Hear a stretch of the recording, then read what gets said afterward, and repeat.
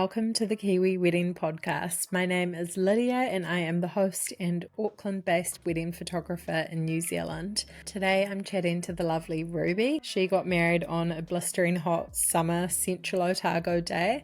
So stoked to have another South Island wedding and definitely trying to get weddings from all over the country. So please do get in touch if you are in a location that I haven't covered yet, or a different kind of wedding. I want to showcase all different types of Kiwi weddings. I chat to Ruby all about her love story and planning process and wedding day. So we'll get straight into it. Enjoy episode 18 with Ruby. Hi Ruby, thank you so much for coming on the Kiwi Wedding Podcast today. Thanks for having me. Such a privilege. So excited to chat. So to start off with, if you could just tell me a little bit about you and your partner, how you guys met and your life together. Okay, so I'm Ruby and I'm originally from Gisborne, but I now live in Wānaka, and my partner or my husband, still getting used to saying that word. His name is James and he is from Dunedin. And we live in Wānaka and we've just built our brand new home just over a year ago, which is super nice to be in that. So he's a builder, I'm a teacher, and we live in probably one of the best spots in New Zealand. We met, it must have been maybe 5 years ago. I moved to Wānaka for a job down here and didn't know a single person, so good old Tinder came to the party. And it happened to be that I was living or flatting with some friends that he was working with. So we met on Tinder, but then we also kind of met through them, which was super nice. And they're still some of our best friends to this day, which is so lovely to have them, there from the beginning. And we love being outdoors and surfing and being at the beach. Just anything chill, anything nice is so great. So cool. Good old Tinder, always a winner. It's how majority of people meet these days, I think, dating apps. You got to do it. Yeah. So when did you get engaged, and can you tell us a bit about your proposal story? So we talked about, getting married and whatnot, and we were like, it's something we want to do. And James surprised us all. It was Christmas and we were in Golden Bay with my mum's family. And we were like, we'll go for a walk on the beach just before we kind of consume all this food and alcohol. And really special because it's a beach that mum grew up on. So we went for a walk down there, and then honestly, I turn around and he's on one knee and I'm kind of like, what are you doing? This, you can't be serious. And he was so flustered, and he was like, will you marry me? In this kind of panic. And it was the best day ever. And we went back and I just held my hand out, and mum and dad, they were kind of like, what? And it took them a while to realize, and it was just, drinks were flowing all day, and it was super special. Oh, so nice. Cool to just already be having a celebration. So add that in. Yeah, I know. What a great Christmas present. Yeah, for sure. So had you always been one of those girls that dreamed about your wedding, and did you have a specific vision and vibe in mind? And how did you go about starting to plan, finding a venue? Yeah, all of that. I wouldn't say I always dreamed about it, but I went to boarding school and, we were kind of in the hostel, and I think the girls and I would always talk, okay, what do you want your life to look like? And what about this and that? So we definitely talked about it. And I always loved looking at, things in the industry and kind of following them on Facebook and Instagram and whatnot. And then I don't know what I wanted for the whole vibe of the day. It wasn't until James and I started chatting about it, and we were both like, well, we're not super fussy people.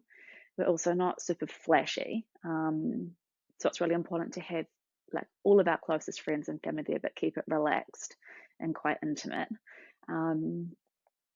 So we knew we didn't want to sit down dinner or anything. It was just a very casual walk and fork style, which is such a random name to call it. Works, yeah. And we just, a big thing was to have it at a location that meant something to either one of us or two of us. Um, so I always thought I would get married on the farm, on my parents' farm, but the logistics of trying to get everything there was just way too hard. And kind of a blessing because a few weeks later, the cyclone like came through and wiped everything out. So yeah, it would have been a nightmare to get everybody up there. So we ended up getting married at a little venue called the River House, just in between Hāwea and Wānaka, um, which yeah was beautiful. It's just this cute little garden. The river's flowing right beside it, and yeah, it's so beautiful with some willow trees, and yeah, it was super lovely. Sounds so nice. Yeah. And what are the most like important elements of the day for you, or your kind of top priorities? Yeah, when it came to vendors or details, different things. Um, a big thing was to support local, given the last, few years and being, in Wānaka and Queenstown, it's such like a community that relies so heavily on tourism. We were like, we just want to, kind of pour what we've got into our community and support them. So yeah, we kind of made sure that we were like, if we have food, music, drinks, like covered, then that's probably the most important. Everything else, a party can happen with those few things. So they're probably the most important. Oh, and the photographer to capture like the day. So yeah, and then obviously having all of our friends and family in one place. Yeah, I love that. Not everyone thinks to get local suppliers, but that's such a cool way to give back to the community and yeah, kind of keep the business there. I think more Yeah, people should do that going forward.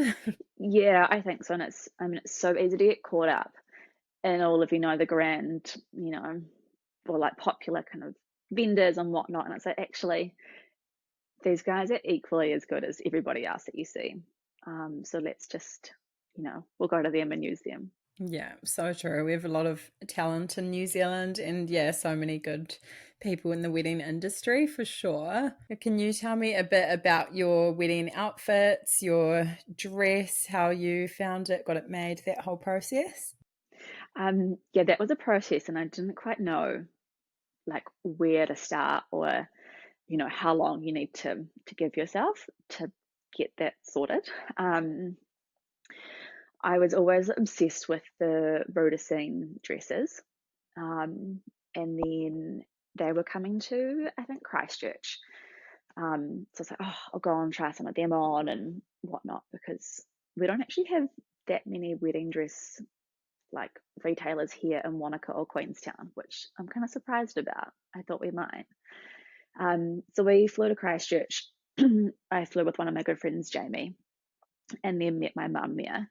And we went to a few different like places. And I ended up going to Paper Swan Bride and trying on the Rhodocene dresses and also some of the Lovers Society ones. And I kind of thought, I was like, oh, yay, like I'll find my dress, I'll say yes to the dress, and it'll be done. It'll be great. Happy days. I didn't say yes to the dress on the day because I had like three dresses that I loved. I was like, I just want all three of them. But yeah, couldn't quite have that. So I came home, pondered over the photos, and went back and forwards with mum and Jamie, and finally decided on one, which was, yeah, the best dress ever. It was the Charlie gown um, through Lover Society. Yeah, it's this beautiful kind of like lace detail. Um, and they were great. They ended up posting it to me. And then I had found a local lady who like altered it and changed it up a little bit. So that was super easy in the end, yeah. And then James, his suit was through Crane Brothers. So we were visiting a family in Christchurch, and we just popped in there for the day, and he got that all made up, and I think he quite liked that process. And did you have a bridal party as well? And if so, how was that choosing process? Yeah, so we both had a bridal party. We had three each, so yeah, on either side. It was really hard. Um, James has got three brothers who he was like, oh, maybe I should just have them on my bridal party. I have two brothers, and I was like, I don't know who to choose. So at one point, I was like, you know what? I'm just going to have them stand beside me. But then I was like, oh no, I've got some really good friends that I was at school with, like from a young age. And then, yeah, a good friend from Wānaka. So they were at my bridal party, and they just, yeah, it was such a hard like task to choose. And I felt, I'm like, I don't think any less of any of my other friends at all. And we actually didn't even have a maid of honor or a best man. We were like, we don't want to single someone out. Yeah, because we just were like, everybody's, they're all our friends and we think the world of them. So it was, yeah, very easy with just three each. So I love that. You don't have to kind of like make this little hierarchy or yeah, it is tricky narrowing it down though because you don't want like 10 on each side or just get really big numbers when yeah, you could have that many friends and like siblings. So and then they can enjoy being guests anyway. So Yeah, that's the thing. And we were like, we didn't put too much pressure on them to be like, you've got to do this or have this role on the day. It was like you're there to enjoy it as well, and just stand by our side on such a special day. and how about the guests? How many guests did you have, and did you find that a difficult process to narrow them down? This was probably the hardest process, I think, of it all. Like, I love the whole wedding planning side of it. Yeah, when we first started, like, we were like, where do we even start? So we just kind of got a spreadsheet out or like a bit of paper and wrote down names. And I think we got to over 200 for our first kind of like count. And well, I don't actually know what's normal and what the average number is. And I was like, no, we can't have 200 people. This is just ridiculous because we have to also, hang out and spend time with everybody. And I don't want it to become just a really quick, like, not an intimate setting. So we narrowed it down, and it's hard because you have so many friends and family that you grow up with. Like, I think of my parents' friends, and they're such important people in our lives because they've helped raise us. But then it's also like, are you inviting them because they're your friends or because they're your parents' friends? Like, who are you doing it for? And mum and dad were really great about it. They were like, this is actually about you and your day and your friends and James's friends. So, like, don't feel like you have to invite them just because they're our friends, which I thought was really, really kind of them. So we did end up, yeah, inviting, I suppose, the people that we were closest to at the time and the people that were in our corner. And again, it's not that we think any less of anybody else that didn't come. It's just that those were the right people for us at the time. So how Yeah. many did you end up having in the end? We ended up with 140, which was still quite a lot. It was enough. I wouldn't go Yeah. anymore. Overwhelming, like yeah, any more like over 150, but yeah, that's still nice to include everyone. Yeah. And can you just tell us a bit about the day, how it all went down, and yeah, any like highlights, favorite moments from it? So James and I did the traditional like stay or sleep separately the night before. We were really lucky that we could stay in the house at the location or at the venue for I think like 3 or 4 days. So the girls stayed there the night before, and James and his bridal party stayed at our house. It was very chill. It was the most beautiful day. It was like a really hot central Otago summer. So it was probably like north of 30 degrees, I think. Like, it was hot. And we chilled.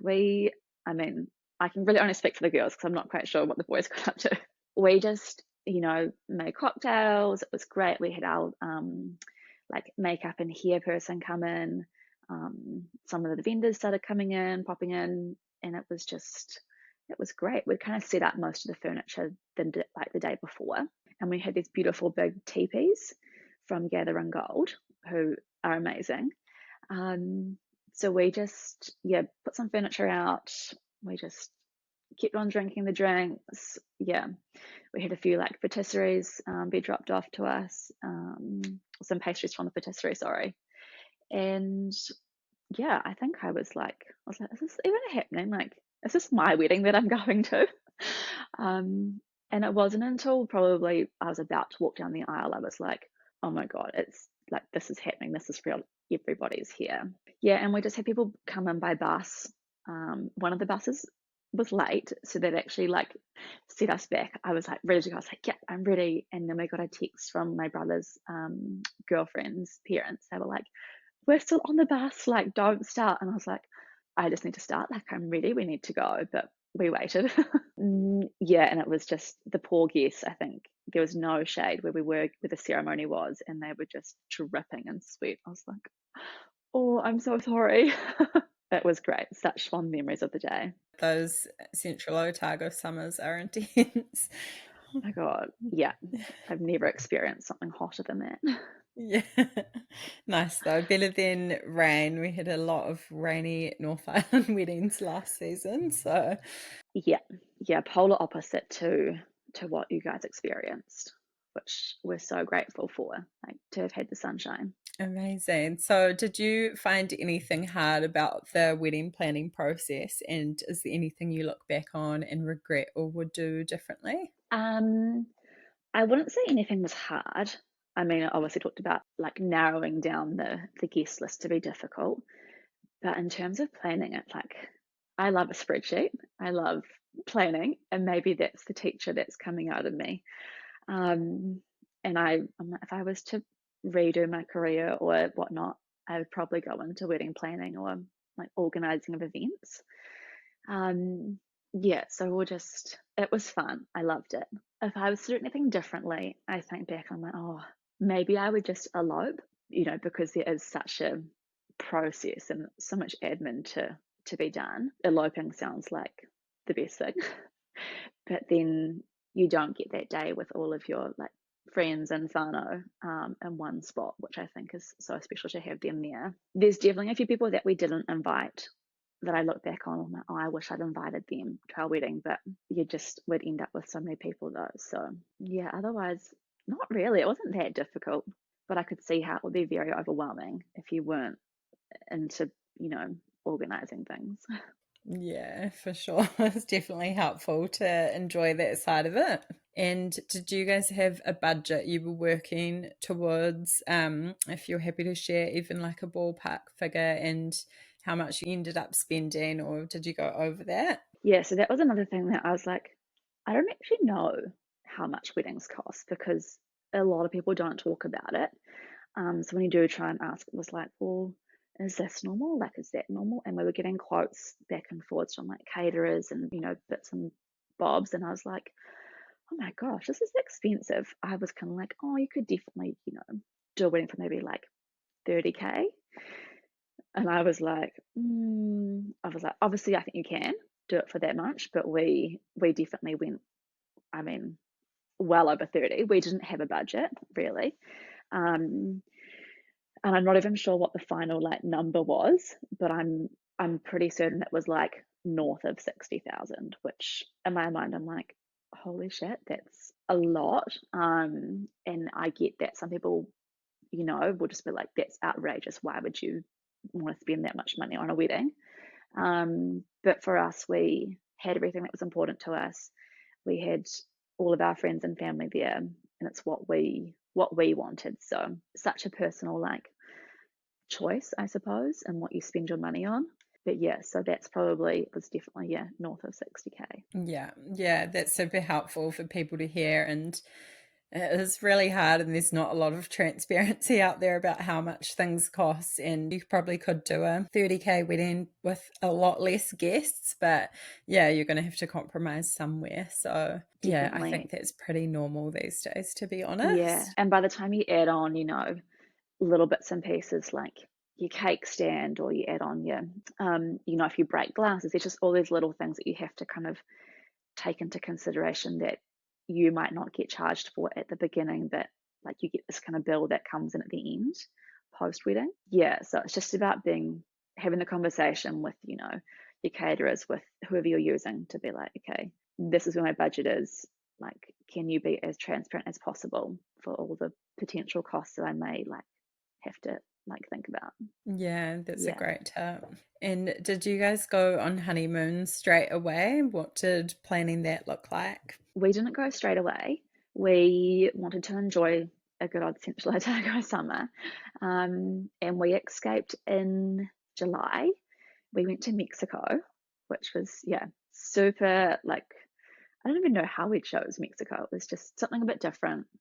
And it was warm. So we left in July and escaped the cold, which was so great. So good. And that was a really nice thing to have, like, to look forward to. And also it gave me something else to plan and do because I'd finished planning the wedding, we'd finished building the house. I was like, what am I going to do now?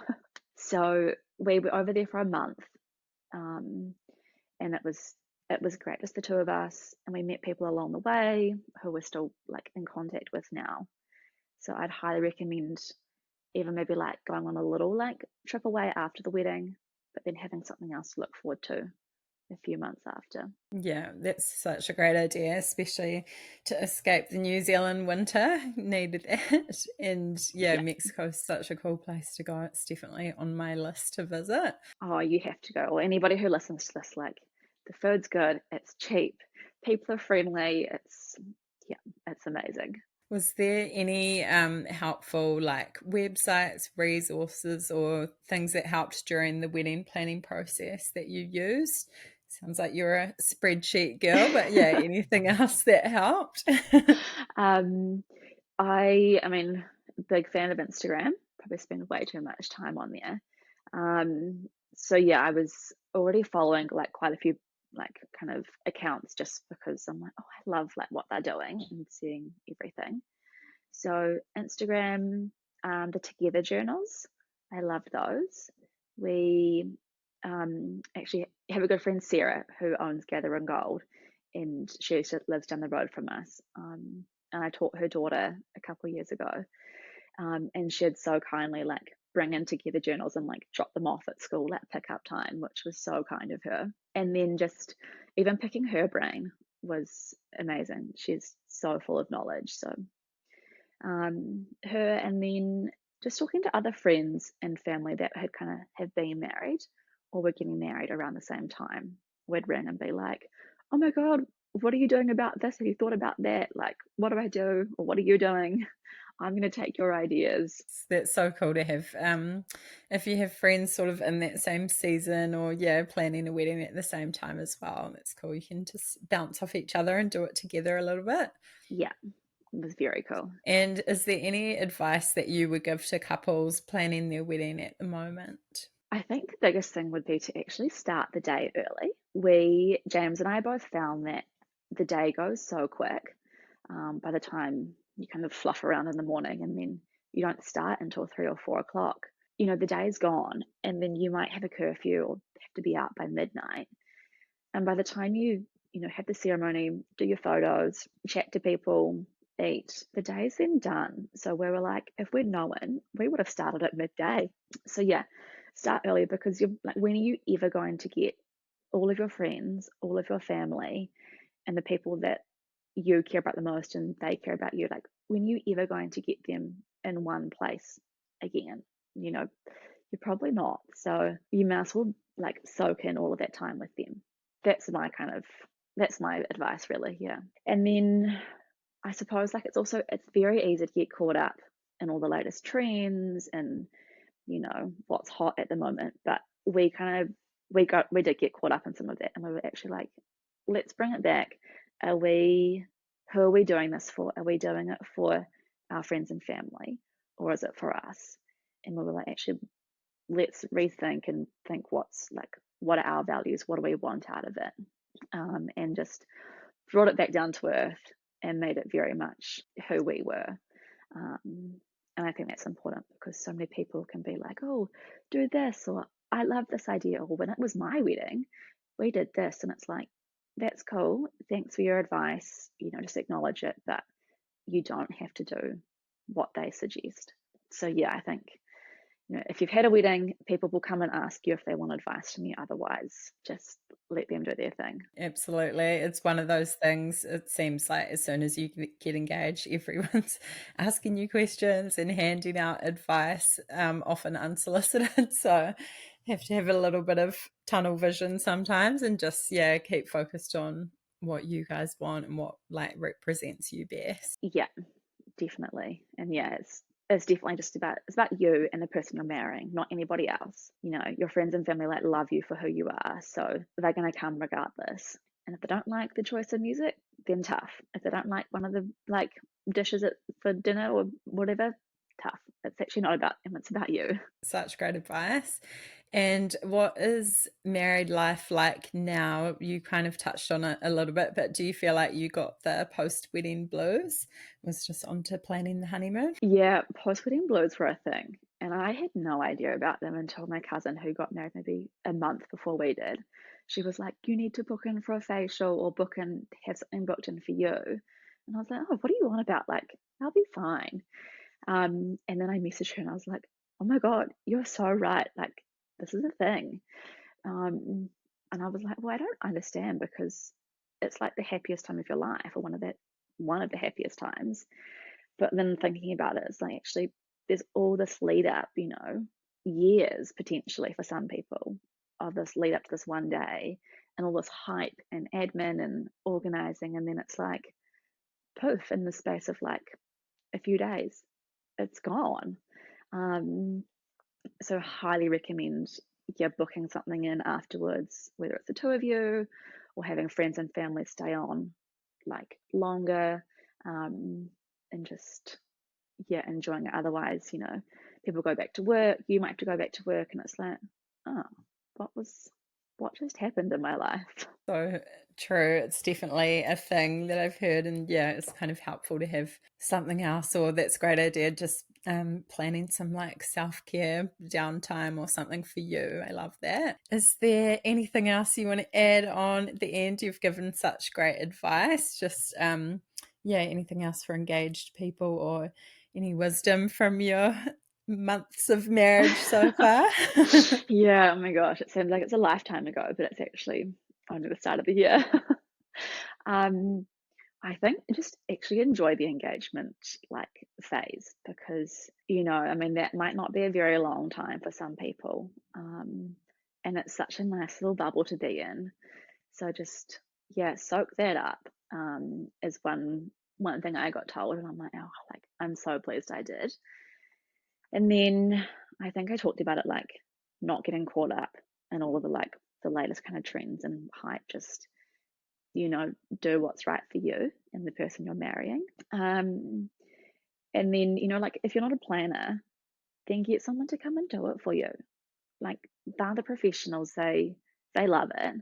You may as well like tap into their strengths, or even, you know, the vendors that you're using. Be like, okay, actually, this is not my strength at all. What advice have you got, or, you know, can you help me out with this? People love to help. Get them a job and they will do it. They'll think the world of it. So just ask, and honestly, it'll be done for you. Amazing. That's really good advice. And yeah, so important to just ask lots of questions and trust your vendors, because they are talented and they love what they do and they're going to help. Exactly. And you know, they don't want to see you have a crap day, because then it's a reflection on them. So they're going to do their absolute best, which, you know, just like I said, just trust them. They know what they're doing. Amazing. Thank you so much for coming on the podcast. It's been so lovely to chat. Oh, thanks for having me. Like I said, I could chat for hours about all things weddings.